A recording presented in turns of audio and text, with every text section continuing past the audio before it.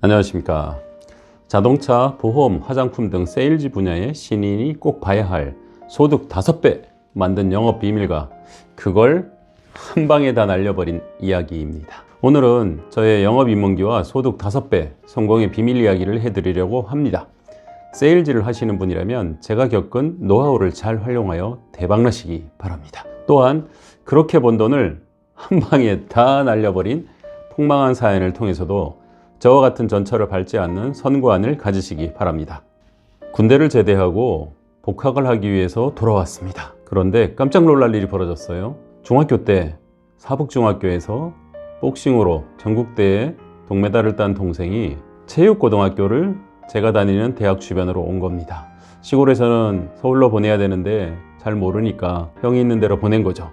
어머니한테 전화해서 얘 뭐해요? 그러니까 얘 좀 키워 하시더라고요. 큰일 났습니다. 같이 살기 위해서 자취방을 어렵게 마련했지만 생활비를 벌어야 하고 그 다음에 등록금을 벌어야 했잖아요. 그래서 신문 배달을 했는데 신문 배달은 큰 돈이 안 되더라고요. 그래서 신문 배달하다 만난 우유 배달 아저씨, 아침마다 이렇게 만나잖아요. 신문을 하나 드리면 학생들 고생 많아 그러면서 작은 우유를 하나씩 주셨어요. 그 우유를 받아 먹고 매일같이 친해졌는데 한 번은 질문을 해봤습니다. 아저씨, 우유는 돈이 돼요? 그랬더니 우유는 열심히 하면 월급쟁이보다 훨씬 많이 벌 수 있다고 하더군요.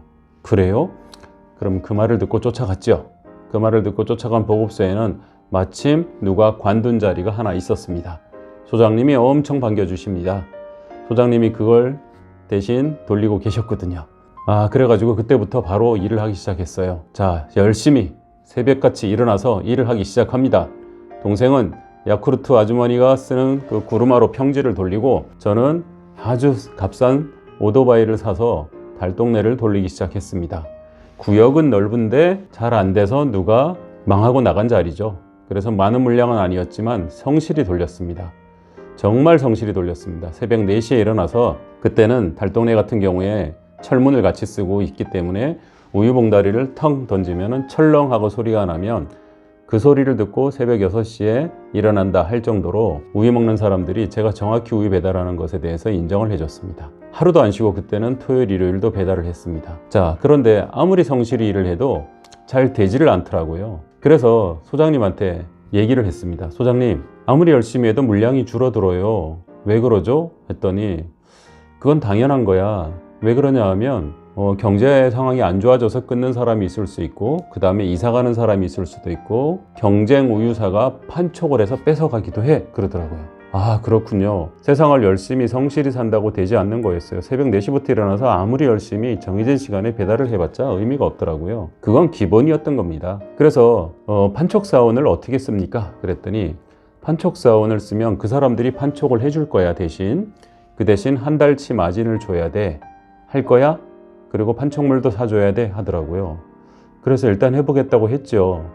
저는 판촉이라고는 태어나서 해본 적이 없었으니까요. 자, 그렇게 해가지고 판촉사원을 썼습니다. 판촉사원들은 정말 대단합니다. 아무 집이나 초인종 누르고 문 두드리고 막 다니십니다. 그러면서 판촉물을 활용하기도 하고 뭐라고 설득을 했는지 하루에 판촉을 40집이나 하는 거예요. 두 분이서 나와서 40집을 하는 거예요. 그분들 엄청 벌어가는 거죠. 저는 한 달치 마진을 줘야 되는데 이분들은 하루 만에 그걸 가져가는 거예요. 제가 또 판촉물도 사줬으니 그분들은 그 돈도 안 들었잖아요. 어쨌든 두 번째 달부터 이익이 내 거가 된다라는 희망을 가지고 한 달 동안 열심히 배달을 했습니다. 자, 그런데 수금을 하러 갔는데 신기한 일이 벌어지더라고요. 우유를 안 먹는다는 집이 절반이나 나오더라고요. 40집 중에 20집이나 우유를 안 먹겠다는 겁니다. 그래서 처음에는 왜 그러지 했는데 이런 집이 자꾸 나오니까 한번 물어봤어요. 도대체 왜 한 달 먹고 안 드세요? 그랬더니 머뭇머뭇하더니 얘기를 해주더라고요. 판촉한 아저씨가 아주머니 한 달만 먹고 끊어도 돼요. 이렇게 얘기를 했다는 거예요. 제가 멀찌감치 뒤에서 샘플 우유랑 판촉물을 들고 멀리 떨어져 있을 때 몰래 말했던 거죠. 그 얘기를 듣는데 정말 배신감이 느껴지더라고요. 이게 어른들의 세상인가? 참 어른들의 세상이 이렇게 비굴한 건가? 막 별의별 생각이 다 드는 거예요. 그래서 소장님한테 가서 따졌어요. 그분들이 이렇게 했대요. 절반이나 날라갔어요. 너무하네요. 그러니까 소장님도 몹시 안타까워 하더군요. 그래서 그거 가지고 그 판촉 사원들을 혼내기도 하고 또 어떤 분은 안 쓰기도 하더라고요. 그런데 뭐 어떡하겠습니까? 자, 이제 저는 결정을 해야 됩니다. 그럼에도 불구하고 그런 판촉 사원들을 쓸지 아니면 내가 직접 판촉을 하든지 결정을 내려야 했습니다. 좋습니다. 호기롭게 영업소 소장님한테 제가 얘기를 했습니다. 소장님, 제가 판촉할게요. 저 그분들 안 쓸래요. 완전 열받은 거죠. 그러니까 소장님이 샘플 우유를 무료로 몇십 개 주시더군요. 좋아, 한번 해봐 하시더군요. 9년 동안 배달을 하고 보급소를 차린 소장님은 저 같은 과정을 다 겪었던 모양입니다. 웃으시면서 그렇게 열심히 하라고 내보내왔습니다. 그때 제가 소장님한테 이렇게 얘기했어요. 소장님, 제가 오늘 50집 돌고 오겠습니다 하고 큰 소리를 치고 나왔습니다. 자, 나와서 달동네로 갑니다. 문을 두드리려고 하는데 심장이 떨려서 못 두드리겠더군요. 아침에는 정신없이 배달을 하는 데는 아무 문제가 없었어요. 배달은 갖다 놓고 오는 일이잖아요. 그런데 이제는 두드려서 우유 드실래요? 해야 되는 거잖아요. 왜 이렇게 심장이 떨리는지. 24살 청년, 난생 처음 영업을 시작한 겁니다. 자, 초인종을 못 누르고 벌벌벌 떨다 나왔습니다. 그럼 만만한 집이 어딜까? 그래, 아침에 내가 대문을 열고 들어가서 우유를 놓은 한 대문 안에 여러 집이 살고 있는 달동네 그 집으로 가자. 갔습니다. 자, 대문을 열면 내 우유 먹는 집이 하나 있고요. 나머지 세 집은 제 우유를 먹지 않습니다. 그러면 내 우유 먹는 집 옆에 집들을 가서 한번 두드려 볼까 하고 갔습니다. 그런데 아침에 거침없이 열고 들어간 그 대문이 왜 그렇게 무겁게 느껴지는지, 문이 열려 있는데도 불구하고 들어가질 못하겠더군요. 한쪽 발을 넣었다가 뺐습니다. 그 대문에다 한쪽 발을 걸치니까 심장이 2배로 뛰는 겁니다. 쿵쿵쿵쿵쿵쿵 뛰고 혈압이 막 올라갑니다. 그 발을 다시 끄집어내서 밖으로 나오니까 심장이 안정이 돼요. 우와, 영업이 이렇게 무서운 거구나. 다시 발을 집어넣었더니 또 심장이 떠요. 다시 대문 밖으로 발을 뺐어요. 그거를 4-5번을 했습니다. 4-5번을 그걸 하고 나니까 안에서 문이 갑자기 덜컥 열립니다. 인기척을 듣고 열린 거죠. 그러더니 어떤 아저씨가 너 뭐야? 이러더라고요. 그렇게 물어오길래 우유인데요? 하고 벌벌벌 떨면서 얘기를 했습니다. 그랬더니 그 아저씨가 안 먹어! 그러더라고요. 그 말이 어찌나 감사하든지, 만약에 이리 와봐, 얘기해봐 그랬으면 저는 어떡할 뻔했어요. 심장이 뛰고 벌벌벌 떨리는데 감사합니다 인사하고 밖에 나와가지고 골목에 앉아서 쭈그리고 앉아서 땀을 뻘뻘뻘 흘리면서 야, 이거 영업은 아무나 하는 게 아니구나. 이제 와서 돌아보니 절반을 엉터리로 판촉했지만 그분들이 존경스럽게 보이기 시작했습니다. 그들은 신이었구나. 어떻게 안 떨고 남의 집 문을 저렇게 두드리고 들어가고 할 수 있을까? 정말 대단한 사람처럼 보였습니다. 그런데 아침에 소장님한테 50집을 두드리고 방문하고 온다고 했잖아요. 그 말을 지켜야 되겠기에 그 다음부터는 가서 초인종도 누르고 들어가서 우유 드세요 하고 벌벌벌 떨면서 했습니다. 그렇게 어렵게 50집을 방문을 했습니다. 자, 여러분, 제가 첫날 50집을 방문했는데 몇 집을 개척했을까요? 5집? 10집? 1집? 2집? 안타깝게도 한 집도 못했습니다. 50집을 가서 방문했지만 한 집도 계약을 못 받아온 것입니다. 소장님한테 터덜터덜 걸어가서 얘기했어요. 소장님, 영업은 아무나 하는 게 아닌가 봐요. 50집을 방문했는데 한 집도 개척을 못했어요. 그러니까 소장님이 껄껄껄 웃으십니다. 야, 나도 그랬어. 쉽지 않지? 하시더라고요. 도대체 뭐가 문제일까요? 그러니까 소장님이 이렇게 얘기하시더군요. 몇 집을 방문하는 게 중요한 게 아니야. 내가 오늘 몇 집을 개척하지 않으면, 예를 들어서 밥을 안 먹는다, 또는 자취방으로 돌아가지 않는다, 너 수준에 맞는 그런 목표를 세워. 그런 게 더 현실적이야 하시더군요. 아, 느낌이 빡 왔습니다. 그래서 그 다음날 일요일날 또 우유 박스를 들고 판촉물과 같이 현장에 나갔습니다. 목표를 어떻게 세웠냐면 오늘은 5집 판촉하기 전에는 절대로 자취방에 돌아가지 않는다. 그렇게 하고 아침 10시부터 판촉을 시작했습니다. 자, 그런데 어제와 좀 다른 현상이 벌어지더군요. 어저께는 그렇게까지 열심히 50집이나 돌았는데 판촉이 안 됐는데 오늘은 어제만큼 속도가 안 나는데요.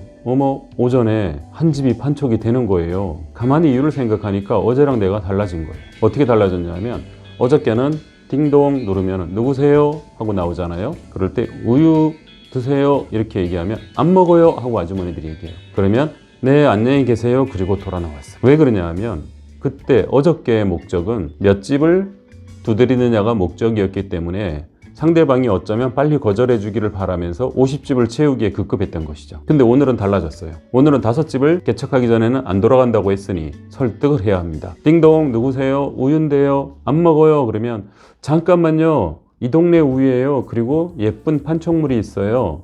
우유컵, 이거 유리컵 안 필요하세요? 옛날에는 유리컵 이런 거 주면 좋아했거든요. 무슨 우유 써 있는 거. 그러면 문이 열립니다. 그렇게 해서 판촉물도 보여주고 우유도 이렇게 보여줍니다. 자, 그렇게 하니까 얼떨결에 한 집이 개척이 된 거예요. 그야말로 소 뒷걸음질 치다가 쥐 한 마리 잡은 거죠. 자, 오후에도 또 그렇게 해봅니다. 그랬더니 한 집이 또 판촉이 돼요. 바보한테 물고기가 잡힌 것 같은 거죠. 자, 그런데 그 뒤로는 또 잘 안 되네요. 어느덧 해가 뉘엿뉘엿 넘어갑니다. 큰일 났습니다. 5집을 판촉을 하기로 했는데 지금 2집밖에 못한 거잖아요. 그래도 하기로 했으니까 독하게 한번 해보겠다고 계속 두드리고 다녔어요. 어느 집 마당에 들어갔는데 그 집에서 저녁을 준비하느라고 막 부엌이 시끌벅적합니다. 그 부엌에서 나오는 된장찌개 냄새가 하루 종일 다닌 시장기가 있는 저한테 얼마나 맛있게 느껴지든지 고향의 어머니가 해주던 된장찌개가 생각나더군요. 군침을 삼키면서 우유 드세요 하고 부엌을 두드렸습니다.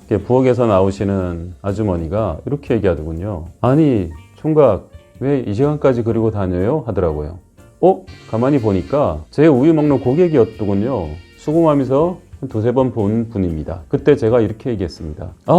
철수 어머니, 제가 지금 판촉 중인데요. 오늘 5집을 채우지 않으면 못 돌아가요. 이거 약속한 거라 지켜야 되는데 지금 2집밖에 안 됐어요. 그래서 이거 채우려고 다녀요. 그랬더니 아주머니가 갑자기 자기 아들이 생각났는지 입을 쭉 내밀고 하더니 아이고 참 대단하네 그러더니 옆집에 가서 영희 엄마, 순이 엄마 나와봐. 막 두드리는 거예요. 달동네는 여러 집이 살고 있었으니까. 그래서 막 아주머니들이 나오니까 왜요 하니까 우유 먹어 그러더라고요. 아주머니가 갑자기 제 우유를 먹으라고 다른 집에다 권하는 일이 벌어진 겁니다. 이런 학생을 도와줘야지 이렇게 얘기하시는 거예요. 그래서 다른 우유 먹는 아주머니가 이 아주머니가 권하니까 그럼 우리 우유 끊을 테니까 다음 달부터 넣어주세요 하더라고요. 옆에 있는 아주머니는 우유를 안 먹고 있었는데 이 아주머니가 먹으라니까 알았다고 먹더라고요. 순식간에 이 아주머니가 3집을 판촉해 주는 거예요. 그때 깜짝 놀랐어요. 자, 5집을 채우고 돌아오는 저는 이거 뭐지 싶더라고요. 야, 그때 느꼈던 느낌이 이 정말로 판촉이라는 거를 내가 목표를 세우니까 어떻게든 되는구나 하는 걸 느낀 날이었죠. 그런데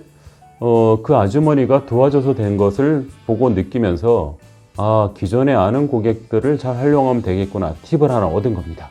씩씩하게 돌아와서 소장님 저 5집 판촉했습니다.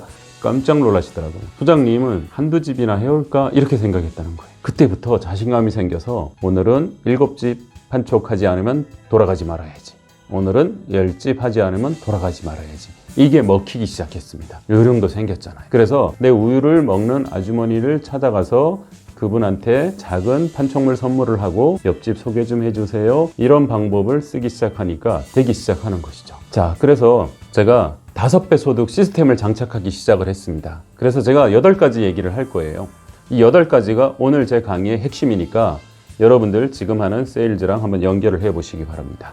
5배 소득 대박 시스템 장착. 첫째, 복장을 단정히. 그리고 점심은 반 공기만입니다. 무슨 소리냐? 새벽에 일어나서 우유 배달을 하던 복장은 지저분합니다. 왜 그러냐 하면 막 담벼락도 쓸리고 남의 집 대문도 들어가고 또 모자를 뒤집어 쓰고 아침에 다니죠. 그러면은 진짜 누가 보면 도둑처럼 보이기도 합니다. 그 복장을 가지고 그대로 판촉을 대부분 판촉사원들이 하고 있더라고요. 그런데 거꾸로 생각해 보니까 고객 입장에서는 옷에 먼지도 묻어 있고 편한 복장이고 추리닝 같은 편한 복장이고 그리고 모자도 뒤집어 쓰고 약간 불량해 보이고 이런 사람이 와서 우유를 먹으라고 하니 경계심이 생길 수도 있겠죠. 문을 열어주지 않는 이유 중에 하나가 그게 아니었나 하는 생각이 들었습니다. 그래가지고 판촉을 할 때는 모자를 쓰지 않고 이왕이면 밝은 위에 티나 옷들을 입고 좀 단정하게 깨끗한 옷을 입고 나가서 얘기를 하기 시작했습니다. 그랬더니 문 열어주는 확률이 훨씬 커지더군요.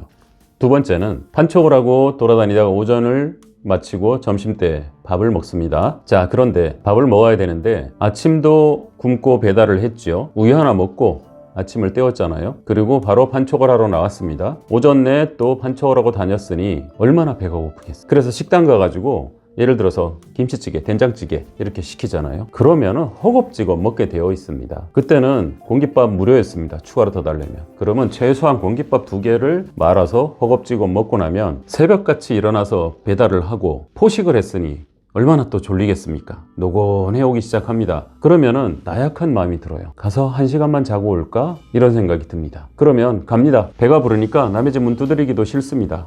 그래서 오히려 몸이 정신을 지배하는 일이 벌어지는 것이죠. 집에 가서 1시간을 잔다고 들어 눕습니다. 그런데 새벽에 일어났으니 1시간만 자게 되나요? 잠이 들면 4, 5시간을 자게 됩니다. 그리고 눈 뜨니까 오후 5시, 6시 해가 뉘엿뉘엿 넘어갑니다. 자, 그 시간에 가서 우유 드세요 하기가 쉽지 않잖아요. 의욕도 사라지죠. 자, 그러고 나면 할 수 없이 저녁이 시작됩니다. 그런데 낮에 5, 6시간을 잤으니 밤에 잠이 올 리가 있겠습니까? 새벽 2시, 3시쯤 겨우 잠이 드는데요. 한두 시간 자고 4시에 일어나야 하잖아요. 이게 악순환이 되더라고요. 낮에는 졸립니다. 학교 가면은 수업 시간에 하루 종일 졸다 오기 바쁩니다. 그러면은 저녁에 또 쌩쌩해져서 새벽까지 잠이 안 옵니다. 그러면 또 잠을 안 자고 새벽에 또 배달을 나가잖아요. 그러면은 학교 가서 또 종일 졸아요. 학교 수업은 가긴 가지만 내용은 아무것도 모르겠고 밤에는 잠이 안 오고, 이 악순환의 원인이 뭘까 보니까 낮에 점심을 많이 먹은 것이 원인이더군요. 그래서 제가 기준을 세웠습니다. 앞으로 점심은 무조건 반 공기, 아니면 굶을까? 그런데 굶기는 정말 힘들더군요. 육체를 많이 쓰는 그러한 일을 하다 보니까 굶을 수는 없었습니다. 그래서 판촉할 때 점심은 반 공기, 이런 기준을 세운 겁니다. 자, 오전 판촉을 마치고 당일 갑니다. 김치찌개를 시킵니다. 공깃밥이 나옵니다. 그 공깃밥을 수저로 중간에다가 선을 긋습니다. 오늘은 이만큼만 먹을 거야. 그렇게 덜어내서 김치찌개랑 먹습니다. 자, 그런데 반 공기만 먹는다는 게 한참 먹을 나이에 쉬운 건 아니잖아요. 그렇지만 기준을 세웠으니까 해야 되잖아요. 배가 고프니까 반 공기 선을 긋지만 밑에를 파먹고 있더라고요. 자, 어쨌든 밥을 조금 남기면서 먹기 시작하는 습관을 들으니까 포만감이 안 느껴지잖아요. 그러니까 남한테 가서 아쉬운 소리도 할 수 있더라고요. 배가 부를 때는 남의 집 문 두드리기가 싫은데 배가 고프니까 남의 집 문 두드리는 게 어렵지 않더군요. 그래서 오후에도 활발하게 움직일 수 있었습니다.